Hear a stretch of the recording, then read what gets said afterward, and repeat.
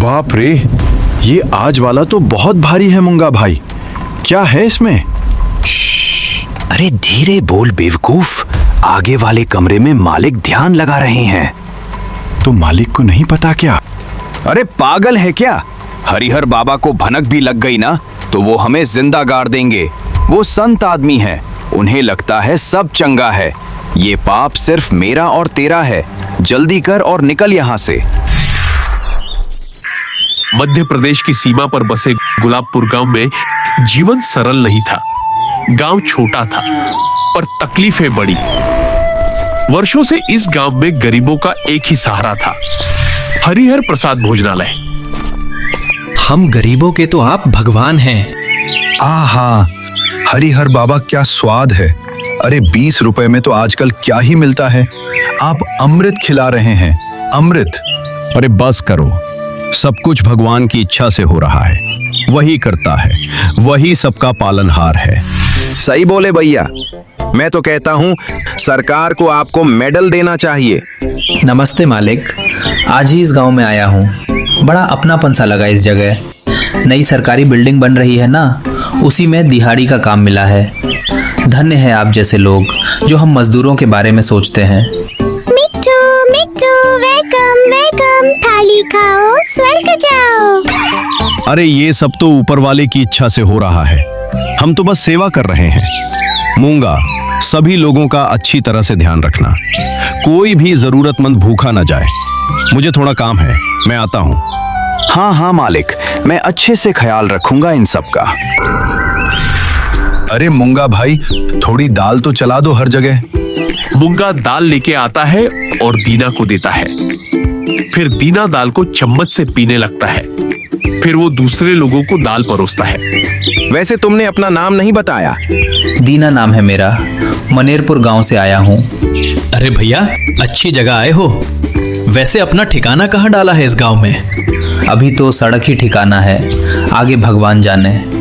अरे हरिहर मालिक को बताना था ना, हमारे पास भी रहने की जगह नहीं थी। उन्होंने हमें रहने की जगह भी दिलाई। ऐसा क्या? फिर तो मैं उनसे इस पे जरूर बात करूंगा। भाई मुझे चक्कर क्यों आ रही है? अरे जरा ध्यान से दीना, देख कहीं गिर मत जाना। अरे मूंगा भैया, ले जाओ इसे, थोड़ा कमरे में सुला दो। लगता है थकान से इसकी ऐसी हालत हो गई है। दीना, तुम्हें थोड़ा आराम कर लेना चाहिए। मूंगा दीना को सहारा देते हुए कमरे तक ले जाता है। अरे भाई, मेरा सर कुछ साफ नहीं दिख रहा है। अरे चल थोड़ी दूर, सब साफ दिखेगा। नहीं, बचाओ। लगता है स्वर्ग दिख गया दीना को। चलो आज शिकार मूंगा को दिला दी। अब अपने अपने घर निकलते हैं, वो पैसे घर पहुंचा देगा। दो गरीब मजदूर मंगरू और सचिन गांव में नए आए थे। पेट में भूख, जेब में बस 50 रुपए लिए। वो दोनों गुलाबपुर गांव में मजदूरी खोजने आए थे। मंगरू और सचिन सारा दिन गांव में घूमे। काम मिला भी, लेकिन उन्हें बताया गया कि मजदूरी मिलेगी हफ्ते भर बाद। अब खाने और रहने का जुगाड़ कहाँ से होगा? अरे वही मैं सोच रहा हूँ। यहाँ तो हमें कोई जानता भी नहीं है कि जो उधार दे दे। वो गांव की सड़कों पर चले जा रहे थे, तभी रास्ते से जाते हुए उन्हें एक बोर्ड दिखा, हरिहर प्रसाद भोजनालय 20 रुपए। अरे वो देख, केवल 20 रुपए में खाना। मेरे पास 50 रुपए, हम दोनों का पेट भर जाएगा। अरे ऐसा कैसे हो सकता है रे? 20 रुपए में जंबो थाली? अरे भगवान का घर समझो, हम गरीबन पे दया करता होगा कोई। लेकिन उनके कदम वही ढाबे के सामने रुक गए और वह भीतर जाए या ना जाए इस बारे में सोच रहे थे। तभी धनिया और टुनटुन वहां आए। मंगरू और सचिन को देखकर उन लोगों की आंखों में चमक आ गई। अरे भैया, यहाँ ढाबे के बाहर क्यों खड़े हो? ढाबे के भीतर चलो, हमरा तो रोज का भोजन यहीं होता है। अरे बहुत जोरों की भूख लगी है धनिया, जल्दी चल, कहीं थाली खत्म ना हो जाए। वैसे तुम्हें विश्वास नहीं हो रहा ना कि थाली के मात्र 20 रुपए लिए जाते हैं? हाँ, आपने सही समझा। हम लोग यही सोच रहे हैं, इस महंगाई के जमाने में 20 रुपए में जंबो थाली कैसे कोई दे सकता है? हम भी पहले यही सोचते थे, मगर हरिहर भैया हम गरीब लोगों के लिए भगवान हैं। उन्होंने प्रण लिया है कि उनके होते इस गांव में कोई भूखा नहीं रहेगा। अरे वाह, ये तो गजब हो गया। इस कलयुग में भी अच्छे लोग बचे हैं, मुझे आज मालूम हुआ।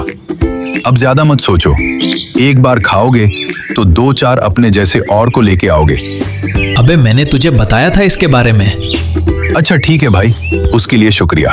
ये कहते हुए उन लोगों ने मंगरू और लल्लन के साथ ढाबे में प्रवेश किया। तभी मूंगा और कालू जंबो थाली सबको परोसते हैं। मूंगा और कालू की आंखों में एक अलग सी चमक दिखाई दे रही थी। उन्हें 2 नए शिकार दिख रहे थे। तभी धनिया ने अपना प्लान शुरू किया। अरे वाह, थाली तो माँ के हाथ के भोजन के समान है। 20 रुपए कीमत में 200 से भी ज्यादा का सामान मिलता है यहाँ।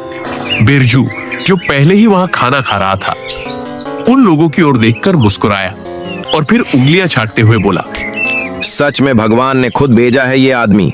खाने में ऐसा स्वाद मानो प्रसाद खा रहे हो। इन लोगों की यह सारी बातें मंगरू और सचिन को प्रभावित करने के लिए भी थी, और बेचारे मंगरू और सचिन प्रभावित हो भी गए। उन्होंने अपने लिए भी खाना मंगाया। दोनों खाने पे टूट पड़े। रात से भूखे जो थे। वाकई में खाना बहुत स्वादिष्ट है। मुझे तो यकीन नहीं हो रहा कि ये खाना केवल 20 रुपए का है। अरे मजा आ गया भाई। अतिथि देवो भव।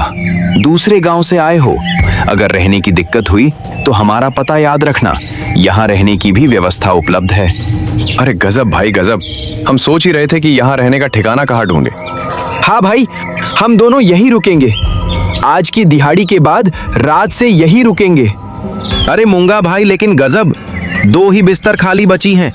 लगता है ऊपर वाले ने इनके लिए ही बचा रखी थी। अरे मालिक हो तो हमारे जैसा, एकदम संत आदमी है। अब बस यहीं हम मजदूरी करके घर बसा लेंगे भाई लोग। अच्छा अब हम चलते हैं, अब दिहाड़ी का वक्त हो गया है। अब रात को अपना सामान लेके आते हैं। हाँ, अब से अपना ही घर समझो इसे। मंगरू और सचिन दिहाड़ी के लिए निकल पड़ते हैं। तभी रास्ते में अचानक सचिन का फोन बजने लगा। फोन उसकी पत्नी का था। कैसे हो आप? कोई काम धंधा मिला या नहीं? अरे क्या बताऊं शीतल, काम भी मिल गया, भोजन की व्यवस्था भी हो गई, और तो और रहने का ठिकाना भी मिल गया है। मगर पेमेंट हर हफ्ते होगा। तुमने कैसे फोन लगाया? अब आपको क्या बताए, माँ जी की तबीयत ठीक नहीं है, उन्हें अस्पताल में एडमिट किया है। अगर हो सके तो आप अपने गांव वापस आ जाइए। अपनी पत्नी की बात सुनकर सचिन परेशान हो गया। उसने मंगरू से कहा, मुझे माफ कर दे, इस अनजान गांव में मैं तुझे अकेला छोड़कर जा रहा हूँ। क्यों, क्या हुआ? मेरी माँ की तबीयत ठीक नहीं है, उसे अस्पताल में एडमिट किया है। मुझे हर हाल में जाना होगा। ये लो मेरी अंगूठी, इसे तू अपने साथ ले जाना। जरूरत पड़े तो तू इसे बेचकर पैसे ले लेना। माँ की जान से बढ़कर कुछ नहीं। अरे मेरे भाई, नहीं नहीं, ये अंगूठी तुम्हारी पत्नी की आखिरी निशानी है। इसे तुम अपने पास रखो। मैं जल्दी वापस आऊंगा, तब तक तू अपना ख्याल रखना।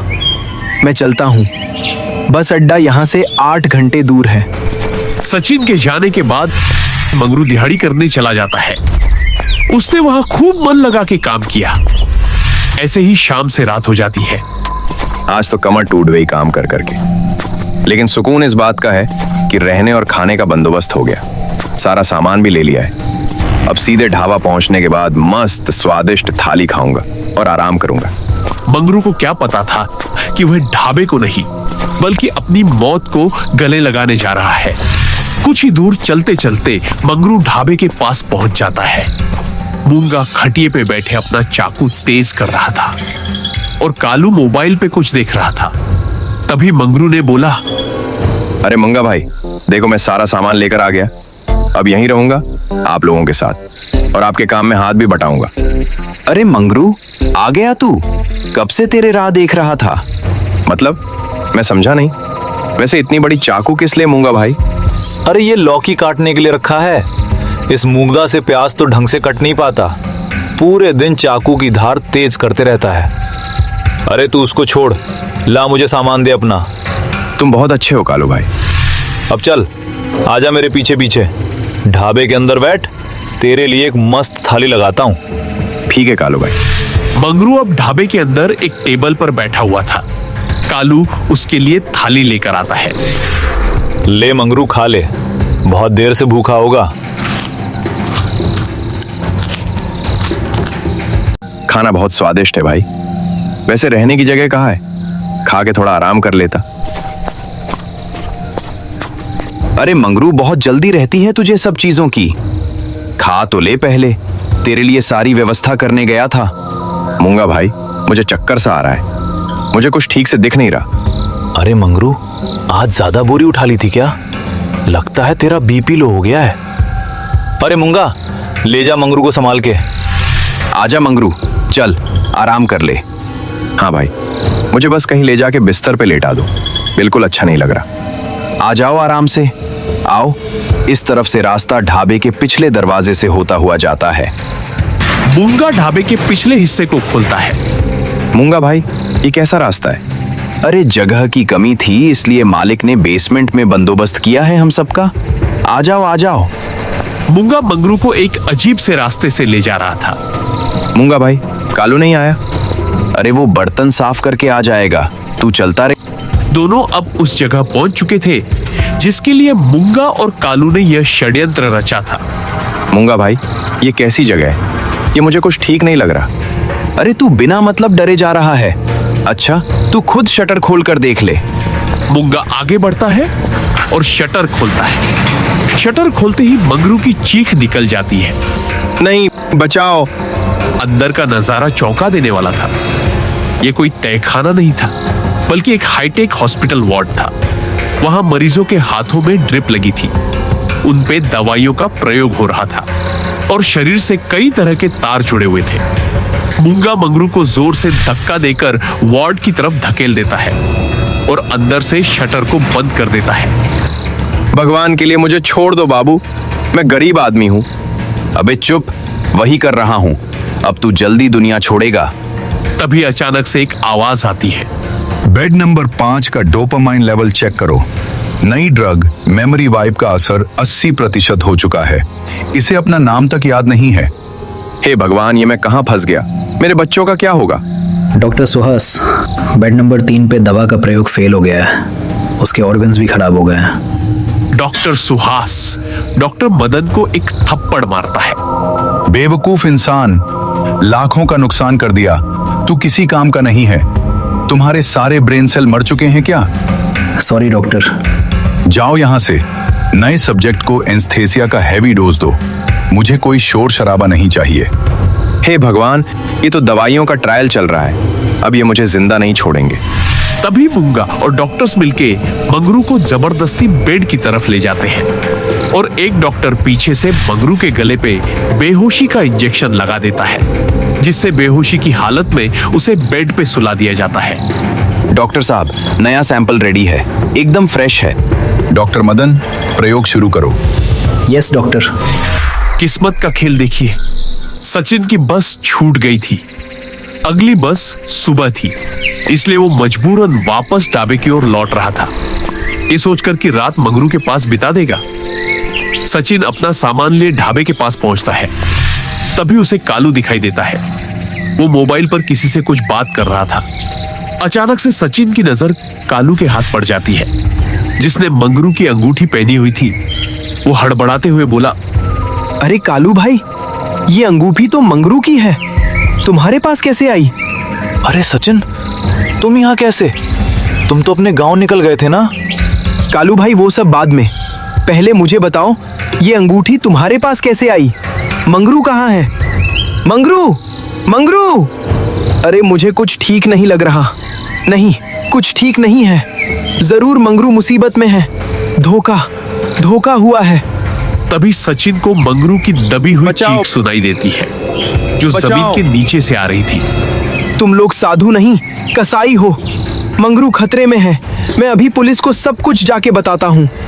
सचिन भाई, आज मैं तुम्हें नहीं रोकूंगा।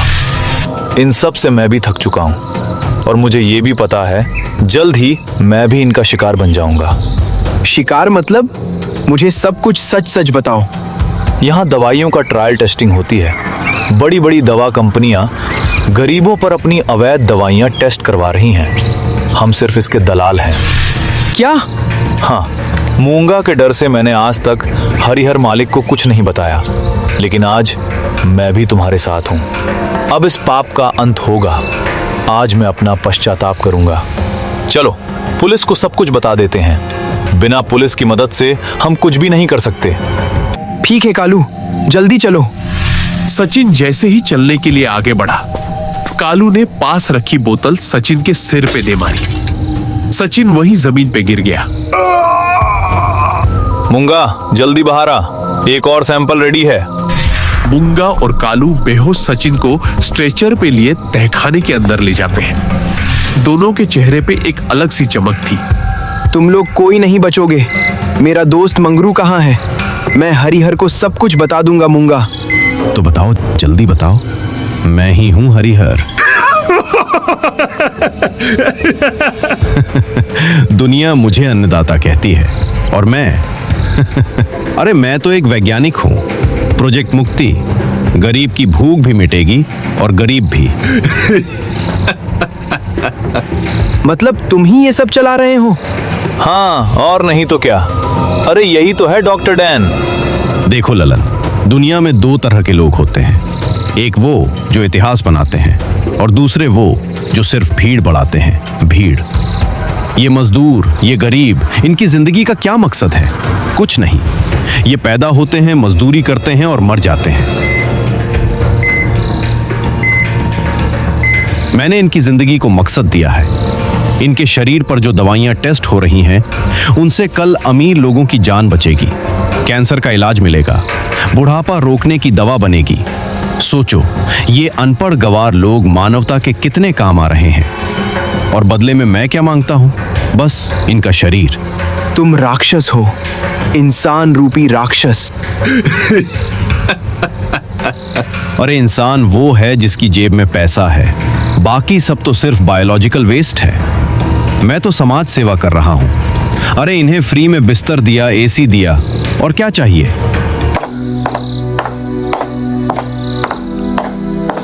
डॉक्टर हरिहर, एलानिन ट्रांसएमिनस में हमने 2-3 अलग अलग केमिकल मिक्स किए हैं जो आज ही आई है। तो फिर सोच क्या रहे हो? हम उसे आज ही यूज करेंगे। इंजेक्शंस रेडी करो। उसे आज हम मंगरू और सचिन पर टेस्ट करेंगे। तेरा बलिदान व्यर्थ नहीं जाएगा मंगरू। डॉक्टर सुहास तुरंत उस केमिकल को इंजेक्शन में डालकर हरिहर को देता है। हरिहर जैसे ही सचिन को इंजेक्शन लगाने ही वाला था कि एक जोर की ब्लास्ट की आवाज सुनाई देती है।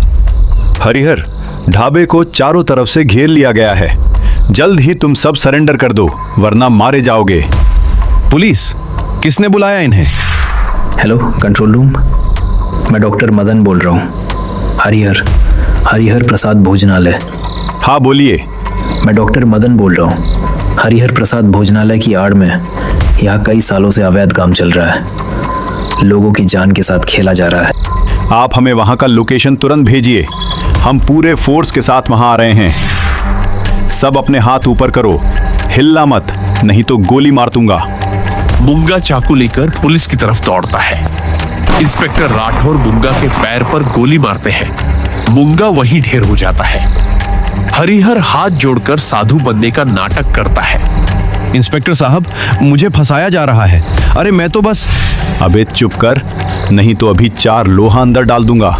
इंसानों को मजाक समझ लिया है क्या रे तू? अब थाने ले जाके तुझ पे हर रोज अलग अलग मार की टेस्टिंग करेंगे। हवलदार, सबको गिरफ्तार करके गाड़ी जीप में भरो और सभी निर्दोषों को यहाँ से निकलने की व्यवस्था कीजिए। पुलिस हरिहर, डॉक्टर सुहास, कालू, धनिया और टुनटुन को धक्का देते हुए जीप में डालकर वहां से ले जाती है। मिट्ठू मिट्ठू, पाप का हुआ अंत, पाप का हुआ अंत। मिट्ठू मिट्ठू।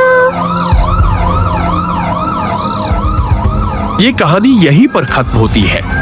यदि आपको हमारी कहानी अच्छी लगी तो कमेंट करके जरूर बताएं। और यदि आप चाहते हैं कि आपका नाम हमारी कहानी में यूज हो तो अपना नाम जरूर लिखें।